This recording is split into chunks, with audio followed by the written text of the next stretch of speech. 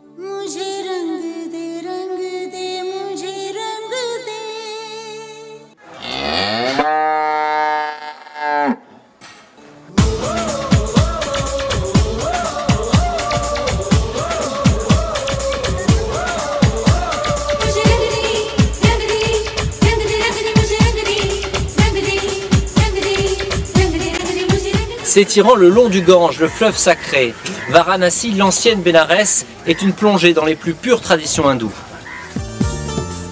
À Varanasi, la vie se concentre le long des Ghats, ces larges escaliers qui descendent sur le Gange.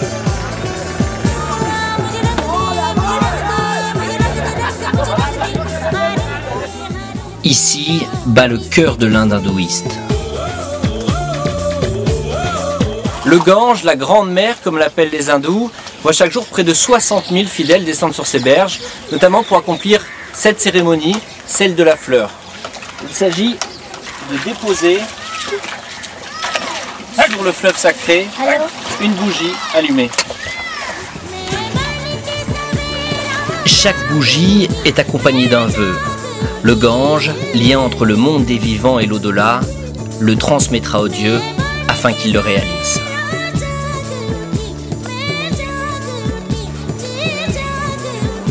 Mais lorsqu'on se promène sur le bord du Gange, voyez ce qu'on peut découvrir?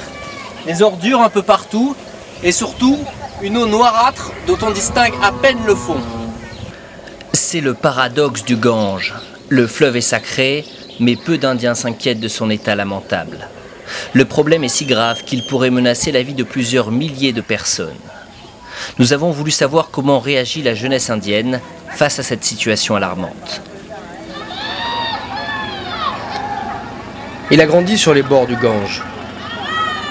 Ce fleuve, Raj, jeune commerçant de 23 ans, le longe tous les jours. Originaire de Varanasi, le Gange fait partie de sa vie, comme de celle de millions d'Indiens qui vivent sur ses berges.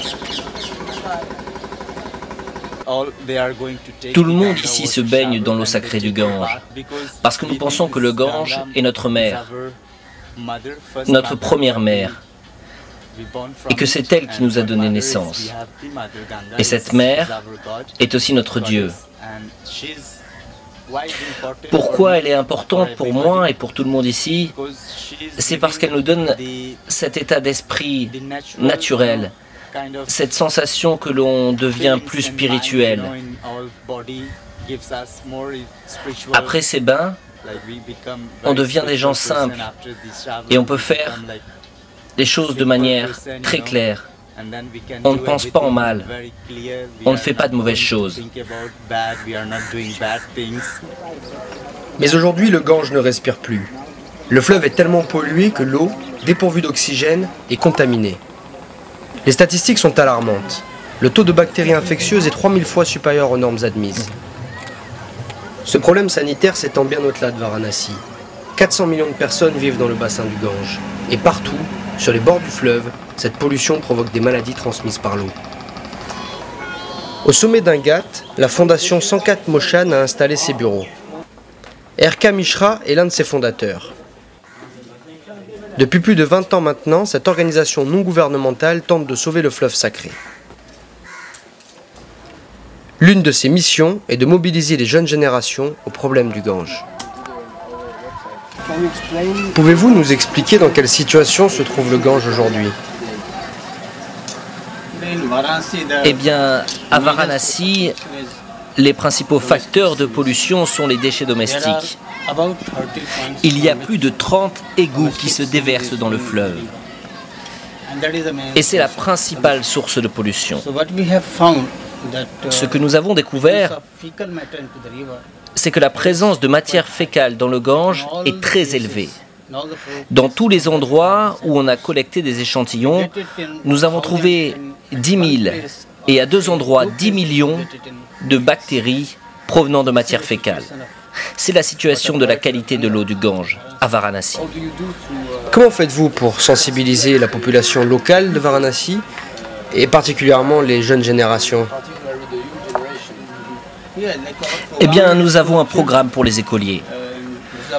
Nous voulons les sensibiliser afin qu'ils connaissent l'état du fleuve et qu'ils prennent conscience de leurs responsabilités. Le but est que lorsqu'ils seront grands, ils fassent tout pour avoir un fleuve propre. Et est-ce que ça marche? Oui, ça marche, ça marche. Parce qu'au départ, quand on a commencé cette campagne, personne ne voulait croire que le Gange est pollué. Parce qu'ils le considèrent comme leur mère et ils ne peuvent pas accepter le fait que le Gange soit pollué. Mais maintenant, ils comprennent que ce qui se passe n'est pas bon. Donc vous êtes optimiste? Oui, nous sommes optimistes. Optimiste, mais le chemin est encore long. Sur les bords du Gange, nous retrouvons Raj. Pour lui, les habitants de Varanasi n'ont pas vraiment conscience du désastre. Nous ne sommes pas très inquiets parce que nous sommes habitués à cette eau. Par exemple, si vous vous baignez dans le Gange, vous n'êtes pas habitué. Dans 2 ou 3 jours, vous risquez d'attraper quelque chose, d'avoir des problèmes de peau. Mais nous nous baignons tous les jours. Donc, on s'est habitué. Les gens viennent et ils se disent « il y a de l'espace ». Alors ils font leurs besoins sur les ghats, ils jettent leurs ordures, du plastique. Ils ne jettent pas le plastique dans les poubelles. Ils le jettent n'importe où. Donc les gens ne font pas attention à la pollution. Et les jeunes générations? Les jeunes générations ne réalisent pas vraiment ce qui se passe. Non, nous ne nous inquiétons pas, parce que nous pensons que c'est une eau sainte et spirituelle. Alors pourquoi devrions-nous avoir peur? Pourquoi devrions-nous nous inquiéter de cette pollution? Les mentalités mettront du temps à changer. En attendant, à force de pression sur le gouvernement, la fondation de R.K. Mishra a tout de même pu obtenir l'installation de 3 usines de retraitement le long du Gange. Mais elles ne sont pas suffisantes. Surtout, elles engendrent d'autres problèmes. Leur haute consommation en énergie provoque de longues coupures de courant quotidiennes dans tout Varanasi. Il reste encore beaucoup à faire pour sauver le Gange.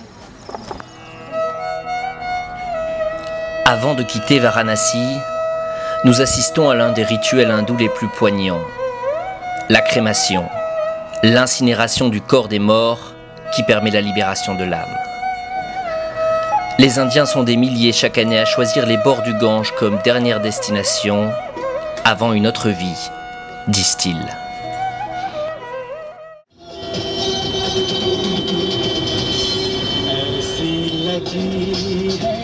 Nous quittons l'Inde, un jour spécial pour le pays. C'est le 26 janvier, la fête nationale. Elle commémore l'adoption de la Constitution indienne en 1950. Dans chaque village que nous traversons, les couleurs de l'Inde sont affichées et des spectacles sont organisés. Ce jour-là, plus de 1,1 milliard de personnes fêtent la plus grande démocratie au monde. Nous nous apprêtons à rentrer au Népal.